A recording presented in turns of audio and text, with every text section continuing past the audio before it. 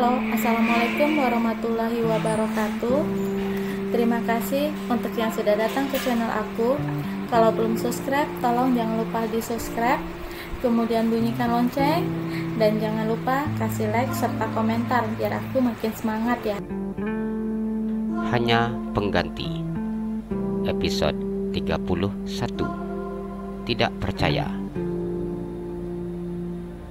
Diambilnya ponsel yang terletak di atas meja. Dihubungnya ponsel milik Nia. Halo, selamat sore Pak Davin. Saya mau kau belikan salep luka yang paling bagus. Davin memberikan perintah kepada pengawal pribadi istrinya. Baik Pak. Bawakan perlengkapan mandi, baju, pakaian dalam, bedak, parfum, dan perlengkapan make up istri saya yang lainnya ke rumah sakit. Baik Pak, saya akan menjemputnya sekarang ke rumah Anda. Bawakan juga pakaian gantiku, Davin berkata dengan berbisik. Baik Pak. Apa yang aku minta secepatnya sudah ada di dalam kamar rawat istriku. Ia memberikan perintah seenaknya. Baik Pak, secepatnya saya sudah sampai di rumah sakit. Jangan lupa sisir rambut juga. David teringat Hana yang tidak mau bila rambutnya tidak disisir. David memutuskan sambungan telepon setelah menyampaikan apa yang dibutuhkannya. Permisi Pak. Ia masuk. David mempersilakan perawat yang datang ke kamar istrinya. Ia duduk dan melihat barang yang dibawa oleh perawat. Saya mengantarkan baju untuk pasien. Ini sudah jadwal pasien mandi. Perawat berbaju putih itu berkata ketika sudah masuk ke dalam kamar. Oh, baju untuk istri saya letak di sini saja. David menunjukkan sofa berada di depannya. Baik Pak. Perawat itu melihat ke tempat tidur pasien. Bila nanti pasien sudah bangun dan ingin mandi, hubungi saja saya. Tidak usah, saya akan mandikan istri saya, tolak David. Baik Pak, bila ada yang Anda butuhkan, hubungi saya saja. Perawat itu kemudian pergi setelah mengucapkan permisi. David duduk dan menyandarkan punggungnya di sandaran sofa. Dipejam pelipis keningnya yang terasa pusing. Bagaimana bila mama dan papanya benar-benar membawa istrinya ke rumah? Menurutkan masalah ini membuat kepalanya menjadi pusing. Permisi Pak, ini yang berdiri di ambang pintu. Masuk. Ini barang-barang yang Anda minta. Ini obat lukanya. Yang masuk ke dalam kamar dan meletakkan semua barang yang dibawanya di atas meja. Sesuai perintah bosnya, ia datang dengan cepat. David menganggukkan kepalanya dan menang tas pakaian dan tas alat make up di atas meja. Bila tidak ada yang diperlukan, saya permisi. David menganggukkan kepalanya. Ia beranjak dari sofa ketika dilihatnya Hana bergerak. Ia berjalan mendekati tempat tidur dan duduk di bibir tempat tidur. Hana diam menang suaminya yang duduk di tepi tempat tidur. Kamu sudah bangun? David menang Hana dengan tersenyum. Mama dan papa mana? Kalimat awal yang keluar dari bibirnya.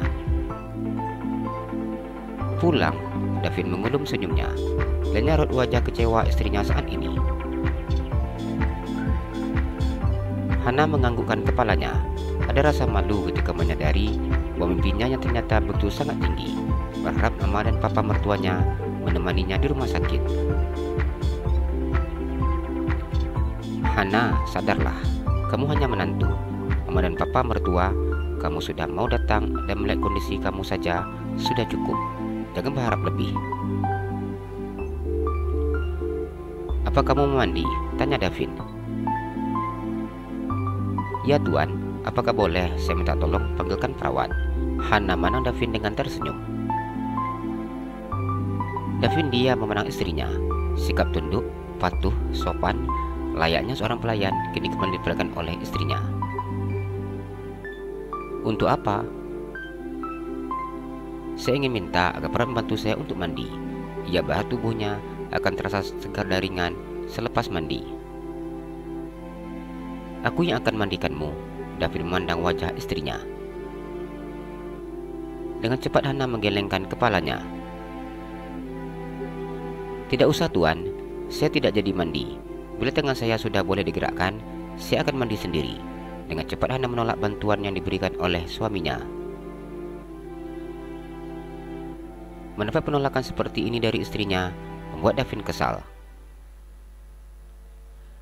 Kamu menolak niat baikku. Bukan seperti itu tuan.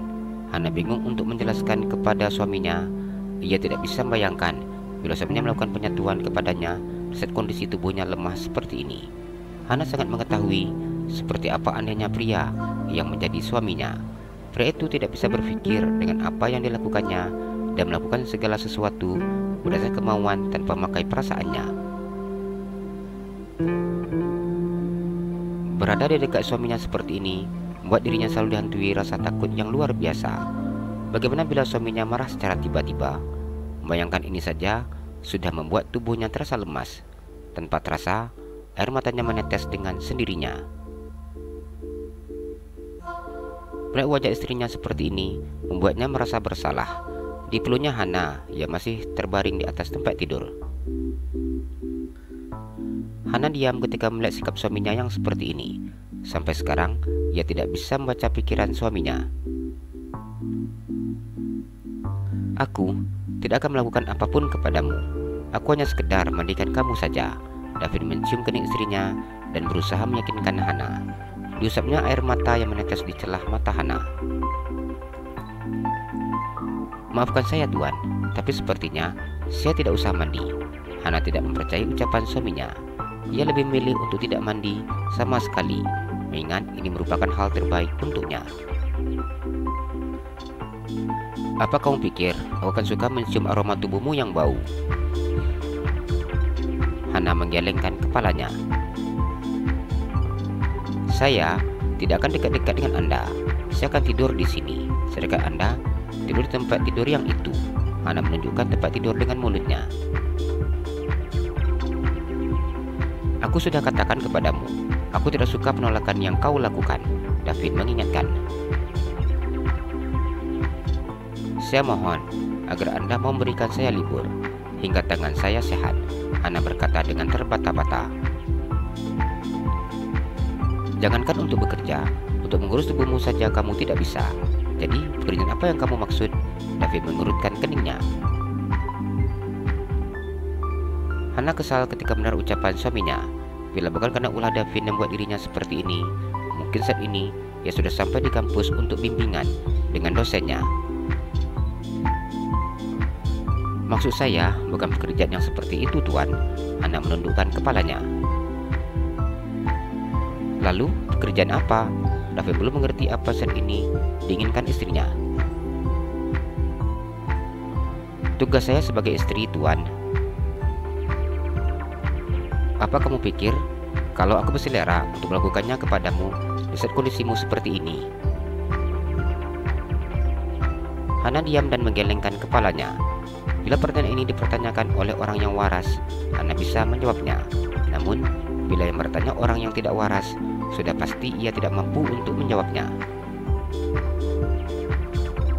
David sudah tidak berkata apa-apa lagi. Pria itu memeluk tubuh istrinya dan sedikit mengangkat tubuh dan lemah tersebut. Dibukanya resleting yang berada di belakang punggung istrinya.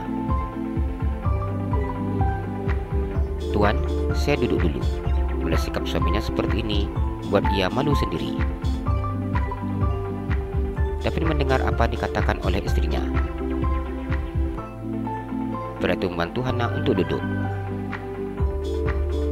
Tuan, apakah gendongan tangan saya tidak dibuka? Bila sakit, kasih tahu aku. Iya tuan, Hana sedikit menganggukkan kepalanya. Mengapa kamu tidak mengatakan kepadaku kalau semalam tanganmu sakit? David membukakan gendongan istrinya dengan sangat berhati-hati. Saya sudah bilang tuan, tapi tuan tidak peduli. Hana menangis dengan bibir yang maju ke depan. Davin diam dan menelan air ludahnya. Ia tidak menyangka pertanyaan yang diberikannya akan buat sedih hati istrinya. "Maafkan aku, kamu jangan nangis lagi." Davin menatap wajah istrinya dan mengusap air mata istrinya. Hana memandang ke siling kamarnya. "Ya ampun, apa karena ini rumah sakit, jadi banyak hantunya? Apa dia sedang kerasukan?" batinnya. Hana memandang mata suaminya dengan ragu-ragu. Jalan-jalan ke Pekanbaru, jangan lupa beli sepatu. Kalau kamu suka channel aku, please subscribe aku. Terima kasih.